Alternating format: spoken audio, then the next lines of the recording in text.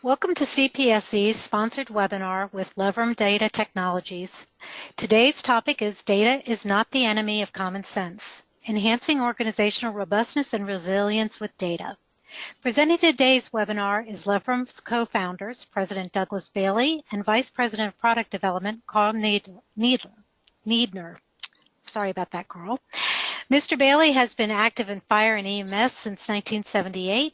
He recently retired after more than 35 years with the City of Corvallis, Oregon Fire Department, where he served in firefighter, engineer, officer, and command roles and participated in or chaired several regional and statewide task forces. Mr. Needner has been a volunteer firefighter since 1979 and a software engineer, architect, and engineering manager since 1983. He has published technical papers and presented at conferences on knowledge representation and machine learning in emergency services. At the end of today's webinar, please contact Levrum directly for additional information and be sure to visit their booth at the 2020 Excellence Conference March 3rd through 6th at the Caribe Royale Convention Center in Orlando, Florida. Mr. Bailey, you may now begin the webinar. Thank you, Cindy. We are both pleased to be here today and introduce you to our software and services. We believe you will find many of the features useful in gaining insights into your organization through data. Common sense from our perspective is your expert knowledge and informed intuition of your service delivery system, so your expert judgment.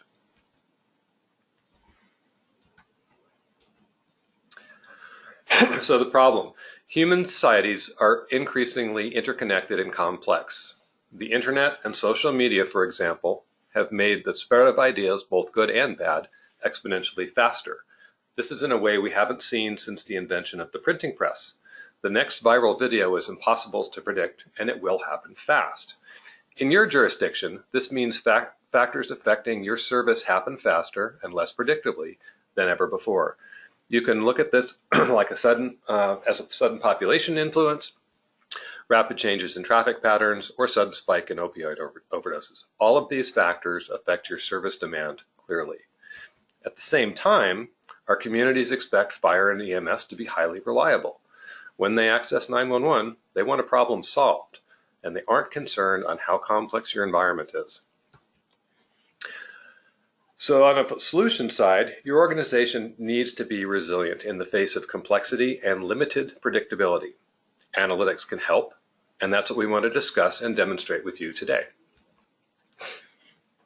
The CFAI FESM core competencies, criteria, and performance indicators that directly or indirectly refer to resilience concepts are listed in this table. There are approximately 6 more that refer to or mandate robustness concepts and metrics. A quick side note on this, I just downloaded the 10th and I'm going to review it to see where these tools will be applied in the 10th edition as it is proposed. And so we provide the tools to help you with the accreditation and re-accreditation process in your agency. So this is taken directly from the FESM. The 2 key points here are recovery and adaptability. A resilient organization deals well with disruptions beyond normal call loads. Resilience has 2 components, robustness and recovery. Robustness is the ability to handle reasonably foreseeable disturbances. Those disturbances are typically calls for service. In the robust or gold zone, we are representing normal operations, i.e. we handle fluctuations in demand and perform at or above our desirable level. Then an outlier occurs, a disruption that rapidly impairs our ability to provide service at or above our desirable level. Resilience is measured by the time it takes to recover our operation to target performance levels. So both elements of the CFAI definition of resilience are addressed by this model because the pattern remains consistent across different timescales related to the disruption. An MCI's impact might be measured in hours or days, a hurricane's in days to months. An opioid crisis or an economic boom or bust might have a timescale of years and require major strategic interventions, but the goal is the same, reduce the temporal impact, so shortening the recovery interval to be resilient.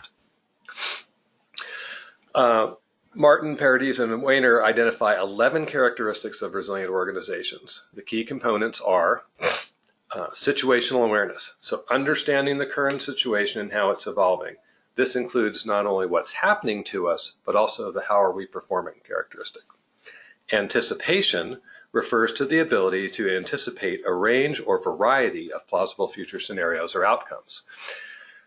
If we're not, we're just not thinking about current conditions, but where they are going or could be going.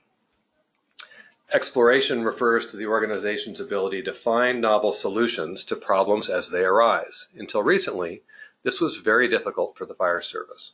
We will cover this topic in more detail shortly. Robustness means performing well in the face of all reasonably foreseeable disturbances. Excuse me. We would like to discuss how our analytics technology help you develop these 4 aspects of resilience in your organization. Levrum provides a suite of technology components that work together to empower you to enhance these aspects of resilience. Code 3 Firewatch is a low-cost, high-performance, and user-configurable web dashboard enabling you and your team to understand your situation. Code 3 Alarm is an automated anomaly detector that enhances your ability to perceive relevant signal changes in complex environments.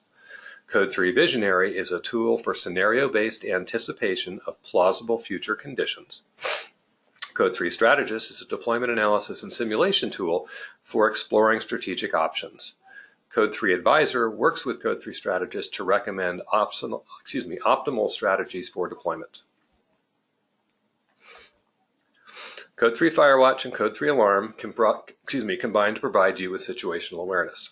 Code 3 Firewatch gives you and your team the ability to explore your data visually, on the web, with maps, charts, and tables of data, giving you deep understanding of both the what's happening portion and how you are performing. It also enables you to configure your own dashboard views that are relevant to your specific concerns. These can be used to inform strategic decisions, educate operational staff, or inform stakeholders or the public. Okay, so let's see some examples. Carl's going to do a couple of quick run-throughs with Firewatch.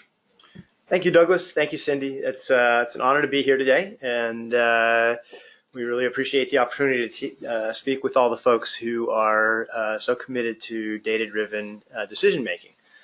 As Douglas said, I'm the VP of Product Development with Levrum, and I'm very grateful to have the opportunity to work on this and work with the great people we get to work with. So as Douglas said, I'd like to show you a little bit of the Code 3 Firewatch tool. This is, as Douglas mentioned, a web dashboard tool that integrates with our other offerings to give you situational awareness in a portable form that can be shown on your desktop for the command staff. It can be taken out into the bay for the operational staff to see the things that they need to see. It can be provided to your stakeholders, city government or elected boards, with very specific views of what they need to see, and even to the general public with very tailored visualizations of things that are of interest to the public. This first example is what we might call a snapshot situational awareness tool. This is just looking back 60 days in the past and giving us an idea of what's going on. So these are map-based. The top shows some map-based views showing relative incident densities in 3 different major categories: EMS, fire, and service incidents in this kind of hexagonal map form. All of these displays are completely interactive, so I can zoom in, I can drag, and so that, like, all the displays are completely interactive in that sense, and they're also configurable. You can identify a data visualization, interactively develop a data visualization you like, and then you can save it into a dashboard like this. A little bit more on that in a moment. But you can also mix and match media. So here we've got these 3 maps across the top, and then we also look at some workload information shown by responding apparatus. One of the key points about the charts is, just like the maps, they're highly interactive, so we can look at the details behind any piece of information on a chart. But we can also set custom thresholds. So in this case, the customer has defined heavy utilization as 4,000 or more incidents per year and set a threshold, and so we can immediately identify units that may be exceeding that heavy usage threshold. And then they've defined another utilization threshold of overutilization at 5,000 incidents per year. And so that's translated into a monthly figure here, and we can immediately identify 3 units that are well into the overutilization range and a couple more that are rapidly approaching it. And we could do the same thing with operational metrics. This is looking at turnout times. This agency has identified a target of 1 minute and 25 seconds across the board as their desirable turnout times, and they can see that in this case most of their units are well under that, and there are a couple that are getting really close, but overall really good performance. So this is showing the ability to mix and match multiple views of essentially a snapshot situational awareness. What's going on right now, what's going on in the recent past. Another example shows trending analysis. Here we're looking at the mix of call volume. This is much simpler, single view visualization, just looking at monthly incident volume by type.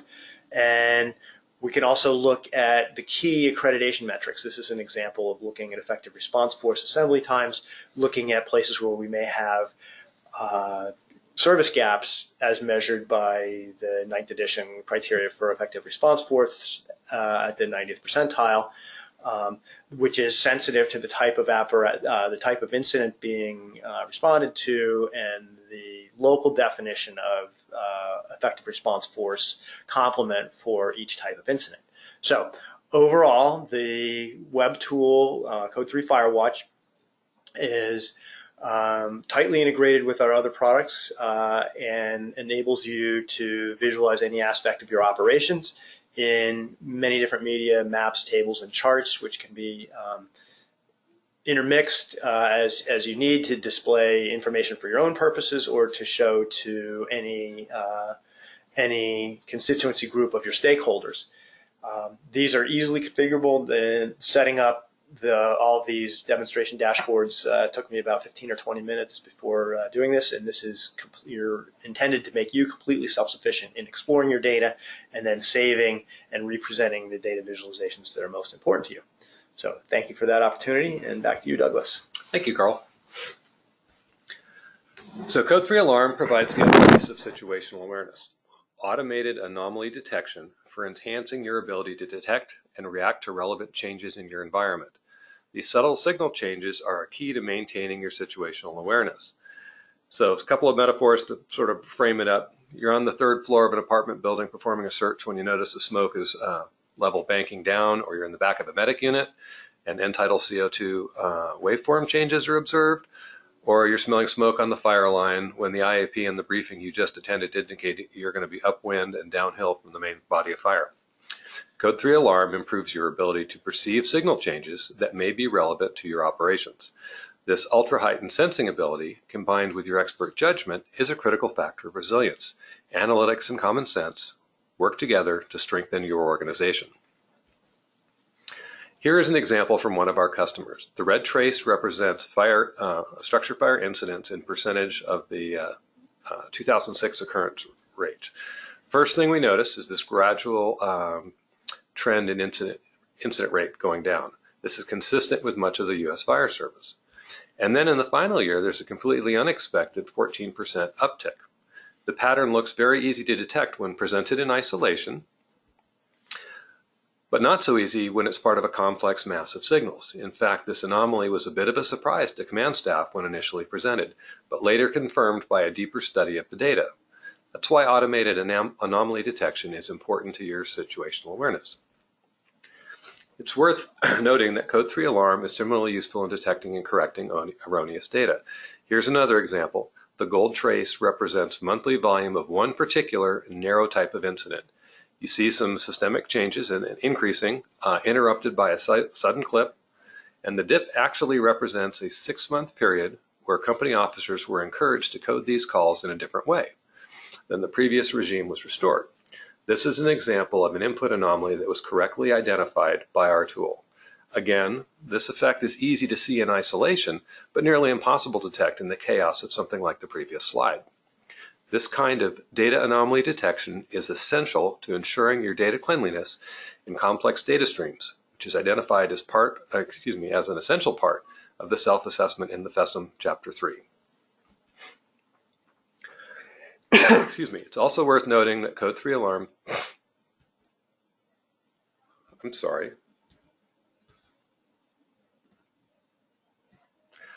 Here's another example. Wait a second, this is the same slide. Yep, okay. Okay.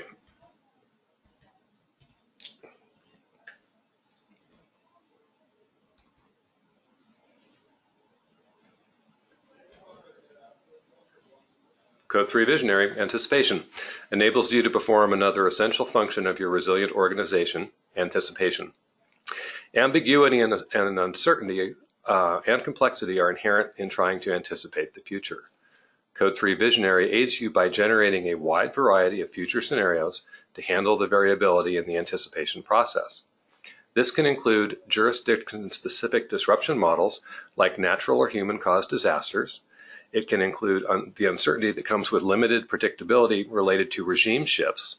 It can also include stress testing to identify failure points and give you the opportunity to address them.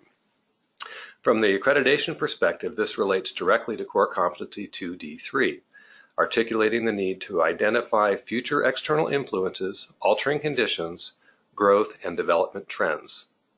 Finally, it can be extremely useful in estimating the impact of plan development, either for assessment of impact fees or for participating fully in the urban planning process, something the fire service has traditionally not been able to do effectively.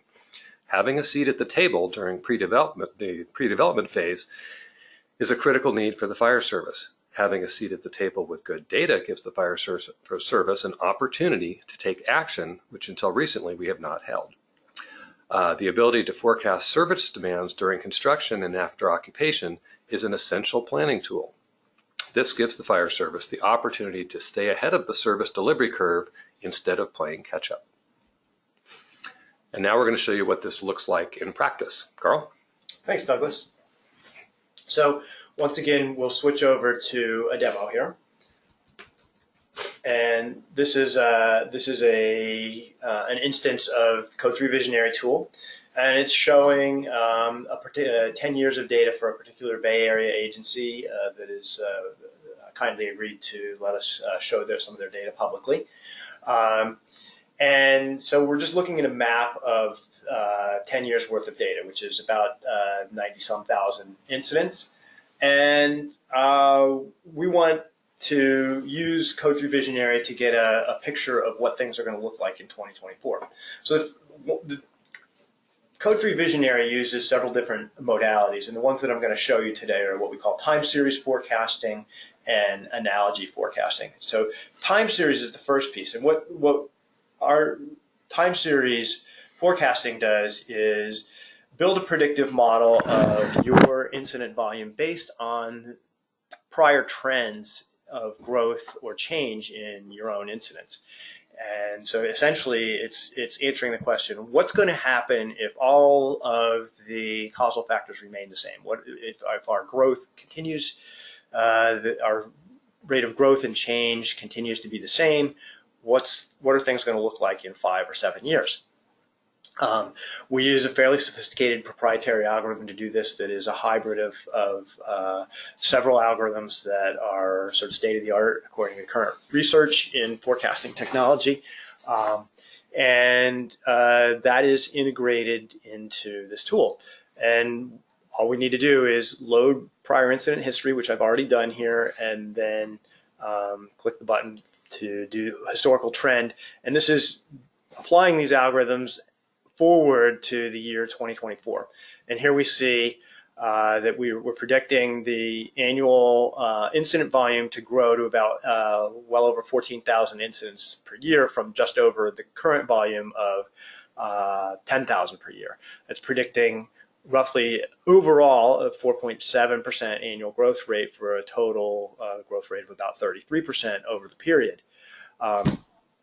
Key point, it's not just predicting a single number of incidents, it's also following trends at fairly detailed geographic levels and also by time of day, day of week, and type of incident. And that's really critical because vacant warehouses generate completely different types of incidents at completely different times of day and days of week than, let's say, occupied 5/2s that have two floors of commercial and 5 floors of residential in dense, commercial corridors, versus a senior care facility might have completely different signatures. And so this takes into account the growth of your existing jurisdiction, the way you've been growing, and builds a statistical model of that according to all of those different categories of information.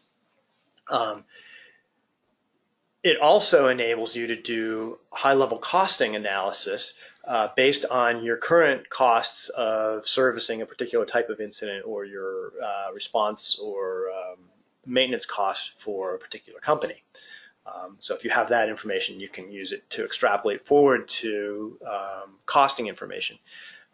This is extremely useful because not only does it build a statistical model of that and predict overall aggregate, but it also samples data that can be used, as we'll describe later, to estimate the impact of this workload increase on your service delivery model in terms of response time, ERFs, workload, reliability, all the metrics that are important to running your organization, and even more important than that, to test alternate deployments to deal with future growth. So these dots shown here are actually sampled from the future distribution.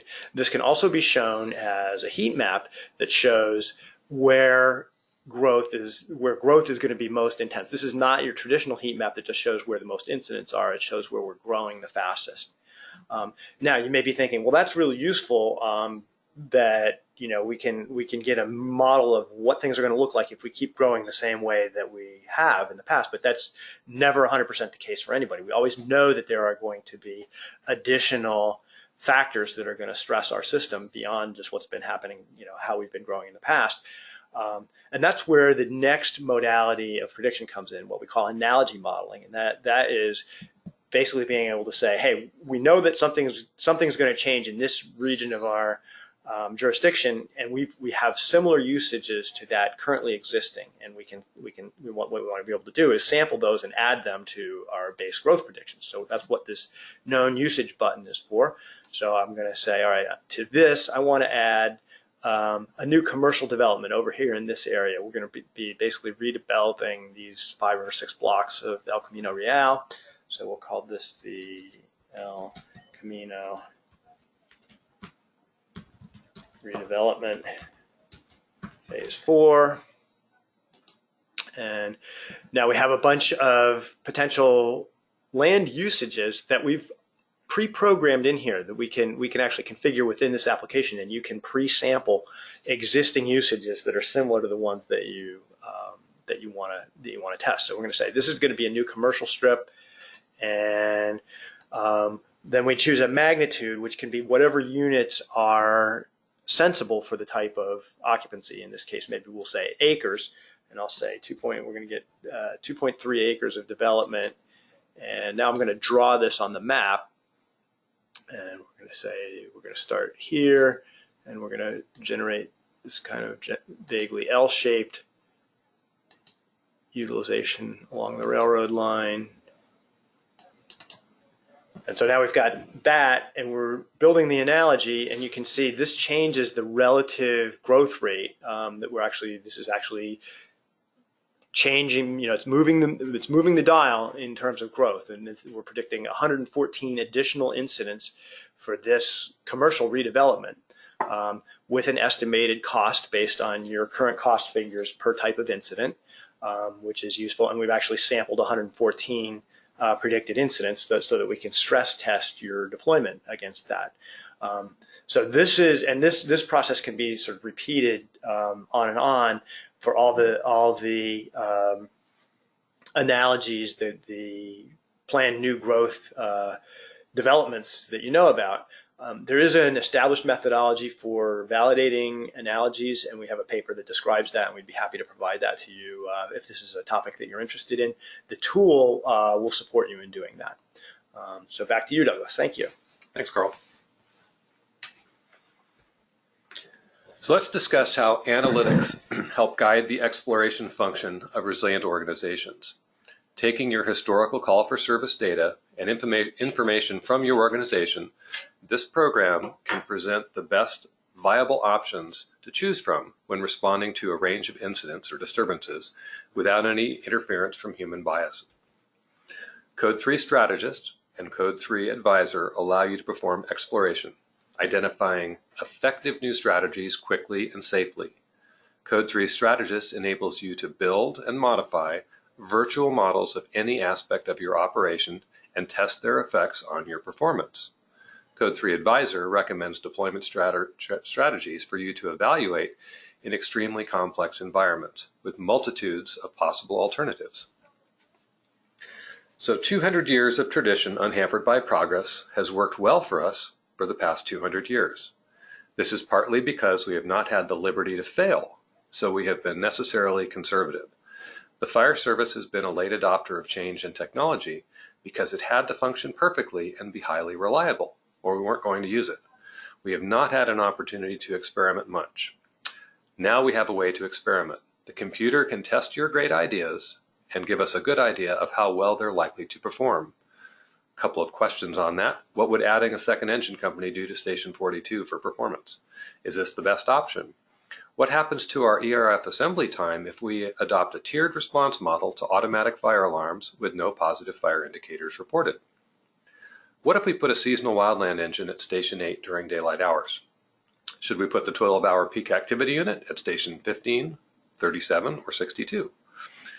And which station site gives us the best performance for a new mixed-use development under construction with a planned daytime population of 30,000 and a nighttime population of 12,000? The first step is to model your current operations. You can model every element of your service delivery system, your stations, your apparatus, your personnel and their unique qualifications, your special cases and outliers, such as 3 different responses to motor vehicle collisions based on location and time of day, surface street, freeway, freeway at rush hour, and deliver a virtual model of how your agency responds to calls for service. The next step is for you to explore. You now can test a variety of alternative deployments and response models. Lastly, you can compare these models against your current performance for evaluation and potential implementation. You can now try before you pry in a virtual world before committing scarce financial and personnel resources to the problem. So real-world problems are often multi-objective. We feel we set ourselves apart through our ability to offer you multi-objective solutions. If you want to try and maximize 3 to 5 objectives, we can do that. We have customers who wanted to improve their initial response time, balance unit utilization of their transport medic units, and their effective response force. So using our services, they were able to lower their initial response time, balance the unit utilization on the medics, and improve their ERF assembly time for essentially no cost. The solution was simply to move a unit from one location to another.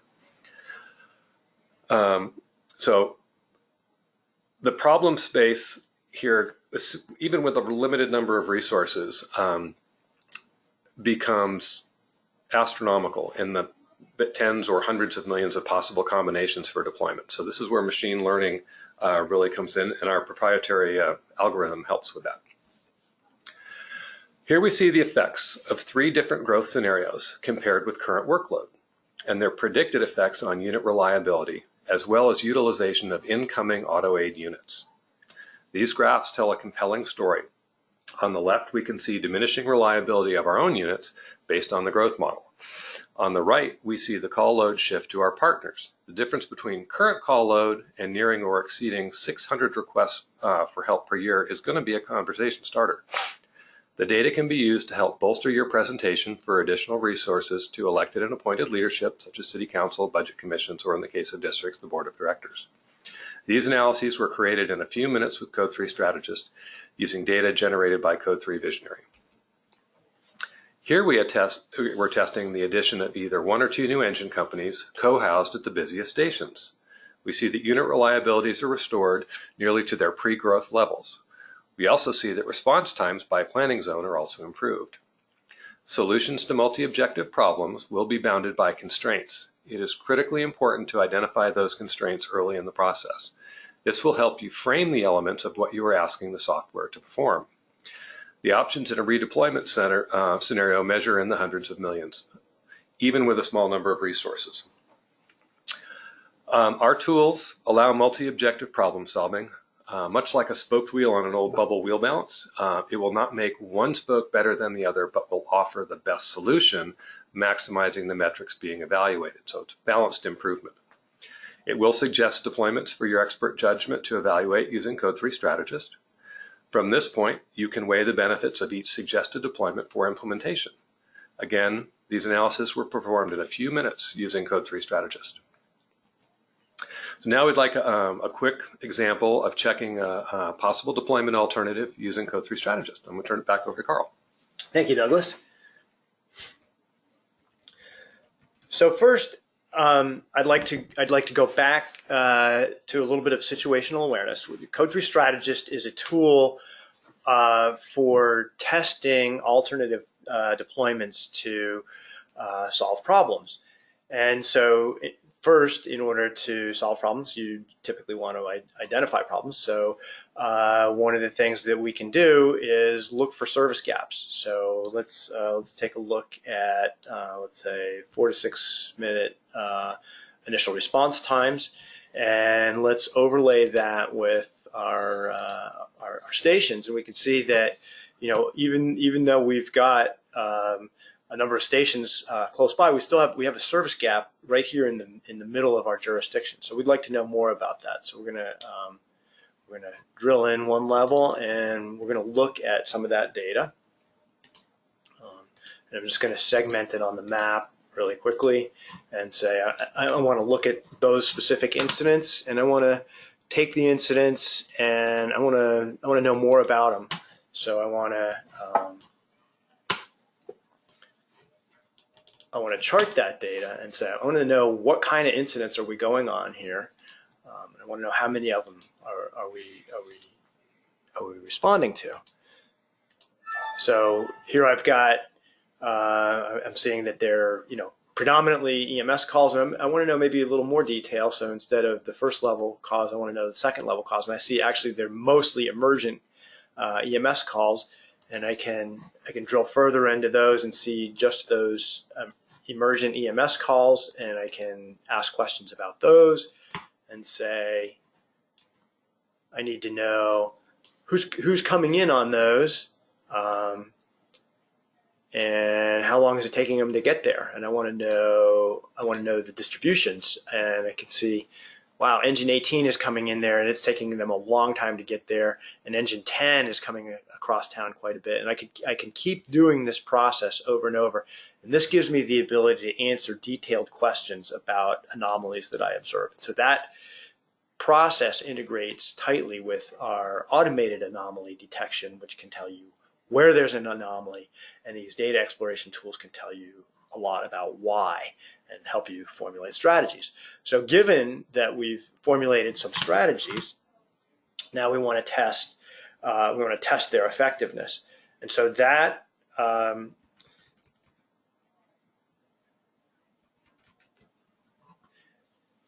this is showing us the ability to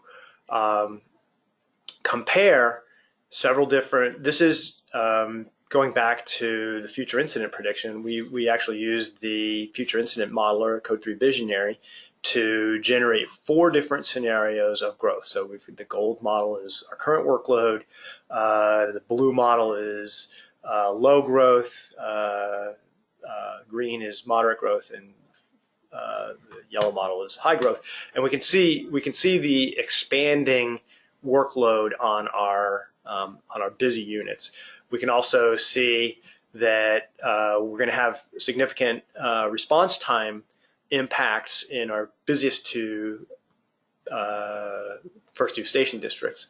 And then also critically, we can see reliability is declining through each of those scenarios. And in particular, the truck company gets from nearly 90% reliability down to almost below 80% reliability, which is a problem. And then also, as Douglas mentioned, we can also gauge the effect on our demand for incoming auto aid.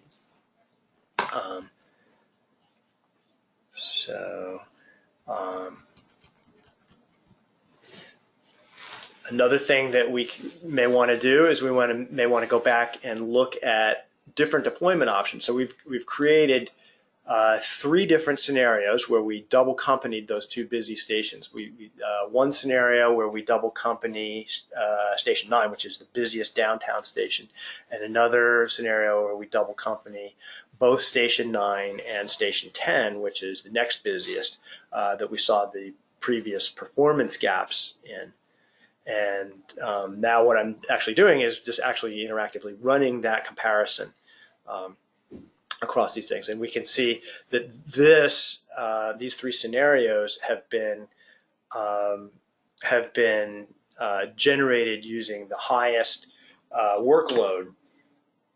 And now I have the comparison up here, and we can see that adding the resources, so we add a double company at Station 9, and we can see that performance improves almost back to pre-growth levels at the 90th percentile in Station 9's district. But we also see we get a little bit of improvement in Station 10's just by having the double company at Station 9. But when we add double companies at both stations, we are back to our original pre-growth performance in Station 9's district and close to pre-growth in Station 10's. We also we can see that the truck company's reliability goes back up almost to 90%, not quite, and that the workload is well balanced across the engine companies, and that in fact these 2 new double company, the additional companies 109 and 99, are being used significantly, that's always a concern when you add resources. Are they good? Are they worth adding? And so we can look at those also in terms of workload, in terms of number of incidents. So this is a strong way to be able to assess the utility of any particular deployment plan. And now we'd like to go back and take a look at how we actually did that. So we can look at all of our apparatus and all of our stations, and we can say, let's see, for example, let's say we need to temporarily close Station 13 or Station 16 for an earthquake retrofit. And we might want to move the people and the apparatus temporarily to Station 13 and see what that's going to look like. That's as easy as dragging and dropping. We could say, we really want engine 99, but we cannot yet afford engine 99 to be. We can't afford to full staff that boat. So let's make engine 99 be available weekdays from 0800 to 1800. We can afford that in year 1. Let's see what does that do for us. We can move. We can test different station locations. We can say, we've been having response time problems in Station 12's area as the population and business density moves closer to downtown, and we know we need to rebuild that station anyway. What happens if we move it closer to downtown? Is that going to have a good effect or a bad effect? And we can also test any change in deployment strategy related to dispatch policy. You can emulate any possible action that a human dispatcher or a CAD system can take, and we can test those before we make policy changes with the CAD, which can be a complicated process. We can test what the effects are going to look like and get charts and maps just like the ones I just showed you for any possible deployment change. So that's a very quick overview of how the Code 3 strategy, the logic of the Code 3 strategist application works. There are many more aspects that we can test, including differential turnout times, wall times at hospitals, different transport algorithms, transport different medical destinations, different protocols, all the knobs that you may want to tweak in terms of optimizing your operations. So that's a quick overview of Code 3 Strategist. And now back to you, Douglas. Thank you, Carl. So another application of this technology comes into play during economic transitions, another disruption requiring organizational resilience. So during a recession, you'll most likely be expected to offer some budget savings. The services we deliver all have their associated cost. In the transition from good times to bad, you now have the opportunity to measure the predicted performance outcomes of programs and services being considered for cuts, mitigating the effects of those cuts to the fullest extent possible. With property tax receipts lagging the recovery by 18 to 24 months, when you are given X dollars of budget authority back, you can reinstate the programs or services which benefit your service delivery system the most. I know this is kind of a hot button topic, but think of it as a transitional attack moving from bad to good and good to bad. Now let's consider a wicked resilience problem encountered by a small but progressive Bay Area fire department. The agency needed to completely reconfigure its ALS delivery. It had 6 stations and 4 ambulances. Command staff were evaluating 4 staffing operations, including dedicated staff, cross-staffing, part-time staffing, and hybrid models, and was also evaluating 4 potential schedules for the peak activity unit options. That leads to hundreds of thousands of possible deployment options, and the numbers grow rapidly when you add options.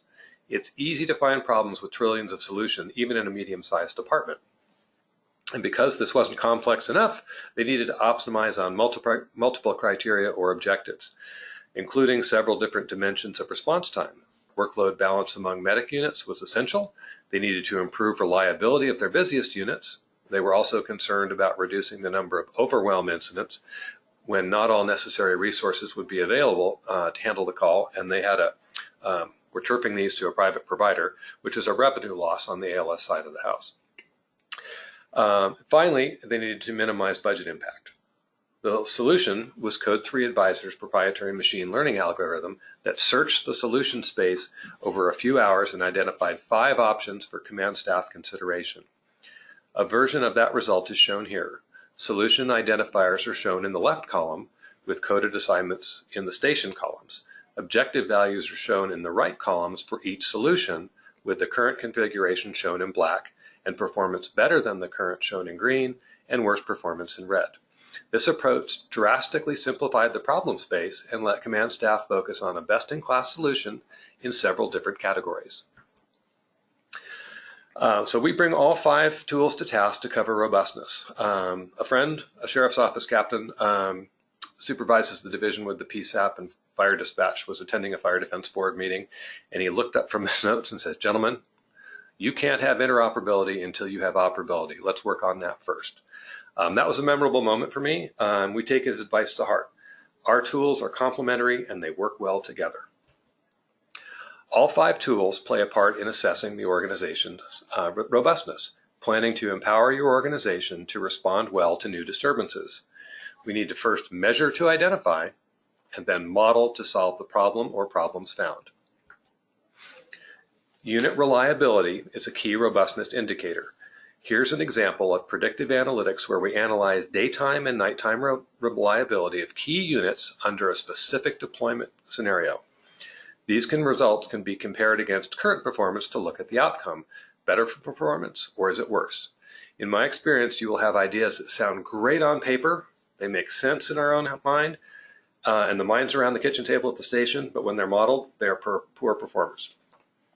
That is one key takeaway today. You wake up at 3 o'clock in the morning and scratch an idea out on some notes and run or assign the model to be run, and you can look at results in minutes.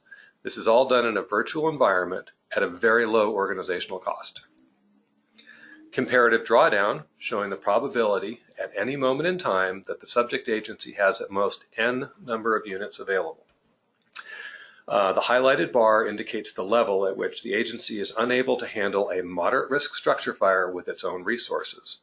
We can see that there is little change from the gold model to the blue model, but that the green model almost doubles the probability of being unable to handle the event with internal resources, a key indicator of fragility.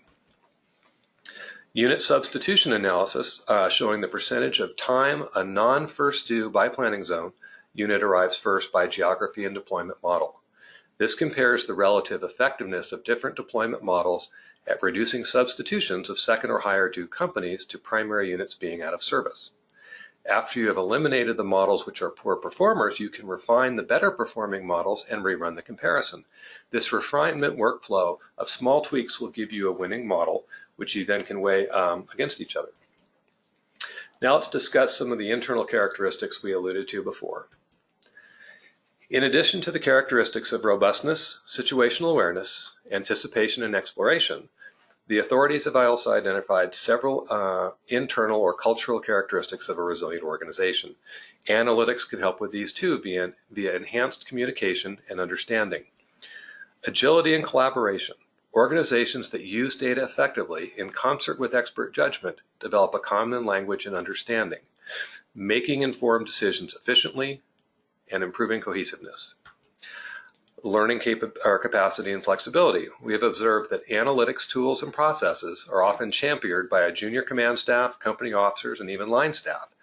This process spreads understanding of strategic thinking throughout the organization, developing future leaders and enhancing the entire organization's ability to grasp new realities. Resilient individuals. The team is no more resilient than its members. Analytics can help directly in this regard. So for a given operational strategy, what will be the impact on interrupted sleep, missed meals, how's the continuity of our training running, workload, how many charts the medic have to write, how many run reports for each company officer, what do those workloads look like in hours per day? The literature confirms what you probably already knew intuitively. Culture and organizational characteristics are the most important parts of resilient organizations, but good analytics can be a valuable tool for building the culture and character of a resilient organization. Here's the vision behind the tools we develop. First, our tools are here to work with your command judgment. They are here to do the detail work and let you focus on the big picture and the bigger tasks of leadership. Next, we are always here to help with technical support, advice, project work if needed, but the goal of our tools is to make you as self-sufficient as you want to be. Again, our goal is to make you as self-sufficient as you want to be. Finally, they are developed with you and for you. Most of our features in our tools started out as customer ideas or requests. Over the past several years, we have had the privilege of working with over 40 fire and EMS agencies across the United States, and they've taught us a number of valuable lessons. First, data and analytics can be the ally of common sense. It helps build shared situational awareness, shared understanding, and consensus in your team. That makes your team more cohesive and thereby stronger. It improves your communication with stakeholders, helping you articulate not just what, when, and where, but also the why. But data is not the friend of anything, especially statistical judgment when it's dirty.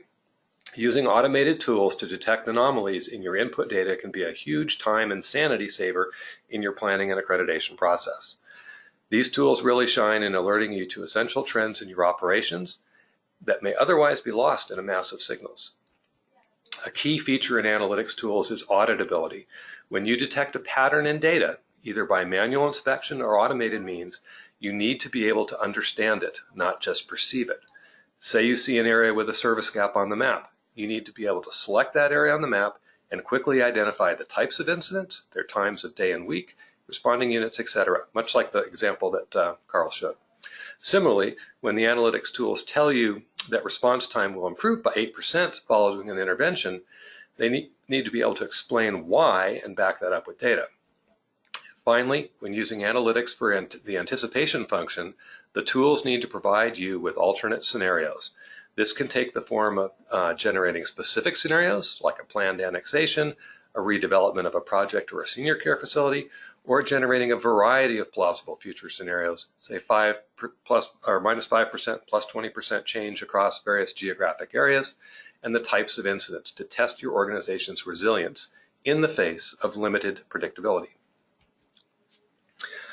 Here's our reference list that cover many of the topics discussed in the presentation. We are happy to provide an annotated version of this list if you'd like to pursue the topic in more depth. We can also provide electronic copies of many of these papers and presentations. Carl? And this is a list of resources we have available related to our products in the topic of fire and EMS resilience analytics. Please feel free to contact us via the means shown on the next slide, and we'll be happy to provide you with any of these. First off, this is a really complex topic, as many of you probably know already. If you're interested in helping to enhance the fire and EMS understanding of what resilience really means, please consider joining us, Levrum, the NFPA, several CPSE peer advisors, and several senior IFC officers next week at the FRI conference on August 7th at 2 p.m. in convention room A404 at the IFC FRI pre-conference. We're going to have an open discussion of what does it mean to measure resilience with a whole bunch of stakeholders and technical folks in the same room. We'd also love to see you. We'd love to host you at our booth number 516 in the Innovation Showcase on the FRI floor. That I believe happens Thursday, Friday, and Saturday during the FRI show. We are always very, very gratified to provide online demonstrations of any of our technologies.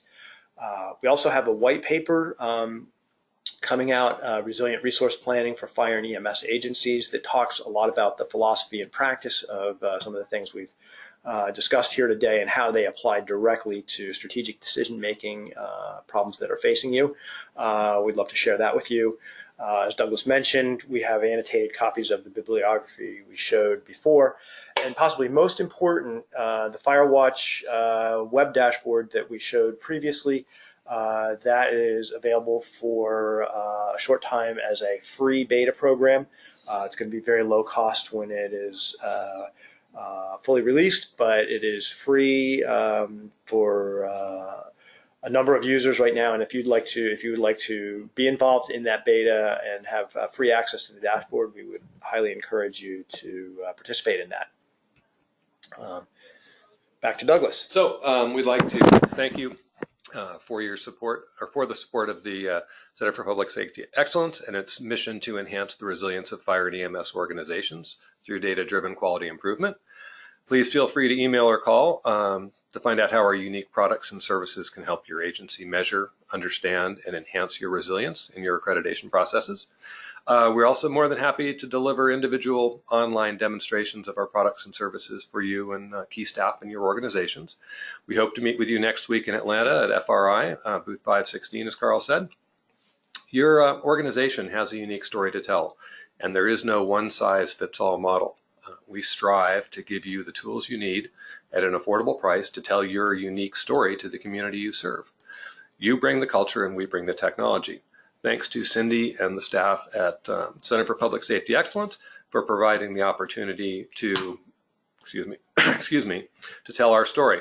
It has been a privilege to be able to present under the CPSE banner, and it is an incredible privilege to build technology to help you and your team answer the question, how best can we serve?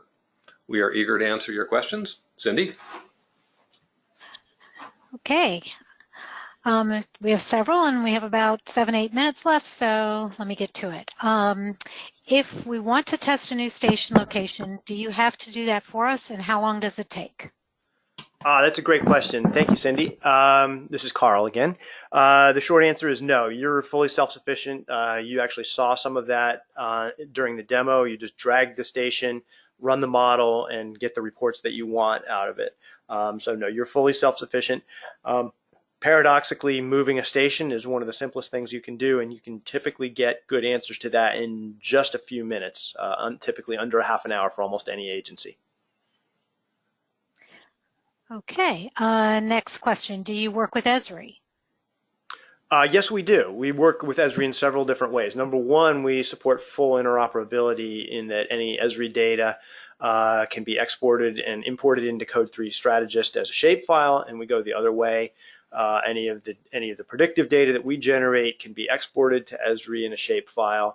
The same goes for polygons. Let's say first due or running district areas can be exported from a CAD system, tested in Code3 Strategist and manipulated to improve performance. And when you get a set of polygons that you like, you can export them back out to CAD as shapefiles. And then finally, we also support custom street routing. If you have your own network analyst street layer, we support querying that directly to do street routing within the Code3 Strategist simulator. Thank you. All right, here's another one. Do you use CAD or RMS data, and how do you get it? Another good question. We can use either one or both. We have several different ways of getting it in. One is the sort of lowest tech, least common denominator method is if you can export the data in a CSV file, we can import that. Almost any format of CSV file. We have a very adaptable tool that lets you customize to the format of the CSV file that you want. So that's method one. Method two, if your CAD and or RMS systems have data warehouses, we can tap those directly with a very similar tool that lets you customize what tables and what fields you want to import. We support any set of custom fields related to either emergency incidents or responding apparatus. You can customize in any fields that you want to use to do filtering or to do classification in reports. And then finally, we also support the ability, typically with a little bit of customization, we can set up automated imports that just happen automatically without you having to do an import at all. It just happens automatically on whatever frequency that you set up. Thanks. All right, another one. Do you offer training?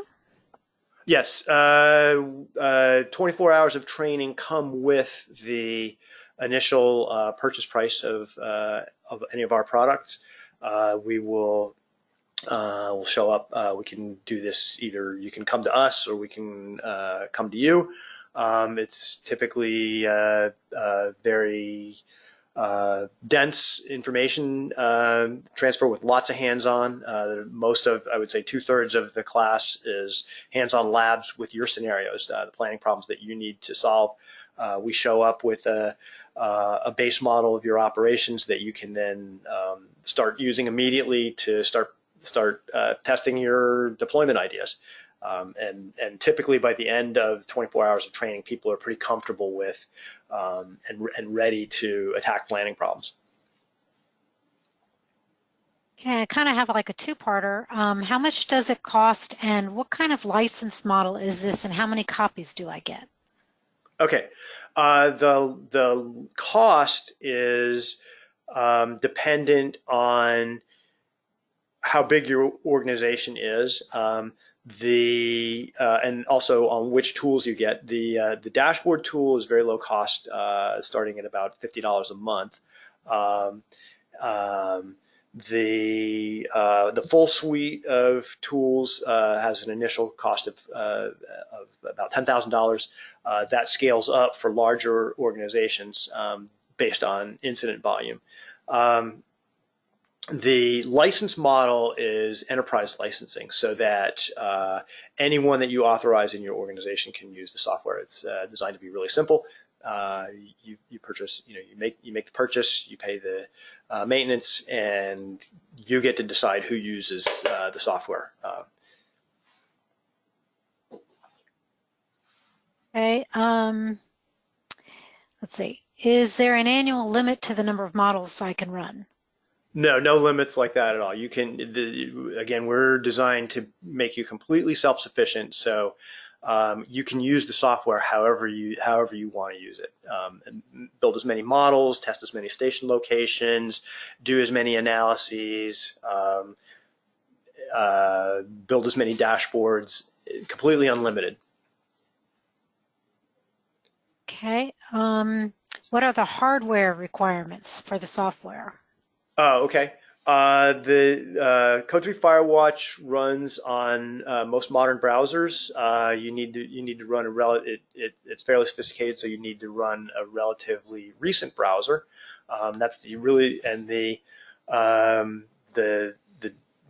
Code3 Firewatch server will run on a variety of platforms. Relatively low computational overhead for the dashboard server. We'll consult with you on, if you're a huge agency, we may want to consult with you on memory requirements for that. Code3 Strategist and the other tools run on either Windows 7 or Windows 10, require 64-bit Windows 7 and Windows 10 with, again, moderate, reasonable memory requirements. Okay, we just have a few more I think we can squeeze in. Can we purchase as a group with some of our adjoining jurisdictions? Absolutely, and we totally encourage that. You actually, if you jointly purchase with adjoining jurisdictions, everybody will save money. You can enjoy probably fairly significant discounts by cooperative purchase. And the reason for that is we want to encourage fire service agencies that depend on each other to plan together. Okay, this is kind of part of that. If we're small agencies, is this tool designed for larger departments, or can it work for a small jurisdiction? Absolutely, it does absolutely work for small jurisdictions. We have very small agencies that are highly effective with it, right down to one-station departments that are feeling the pinch of growth. I would say that you need to have the time to devote to data-based, data-driven decision making. You need to have somebody who's comfortable with data. Anybody who is comfortable with Excel probably has the skills needed to do this, and you also need the availability of command staff who understand deployment and the operations of the fire department. And you need some time commitment from those folks in order to do effective deployment modeling. The dashboarding really required, those can be set up fairly quickly in a matter of a half an hour, 45 minutes, and then just be left to provide data to people. But so no, this is designed to be accessible to any fire department that needs to do strategic planning and data visualization. Awesome, and this is like the best ending question. So this person says, thank you for today's webinar. If I want to show this product to my command or planning staff, can you do a webinar for us? We would be more than happy to do that. We set us up, let us know what time works well with you, and we have a go-to-meeting, and we'll get you an invitation, and we would sit down with you ahead of time and learn what your planning needs are, and we can focus the demonstration to your specific needs and make sure that we get all your questions answered. Yeah, thank you for the question. Okay, so that ends that. Douglas and Carl, thank you so very much. This webinar was great, and it has been recorded, so if anybody wants a recording, contact Douglas or Carl, and they'll get you the recording. Thank you so much, and that's all we have for today. Great. Thanks, Cindy. Thank you very much, Cindy. Thank you. Bye, guys. Take care.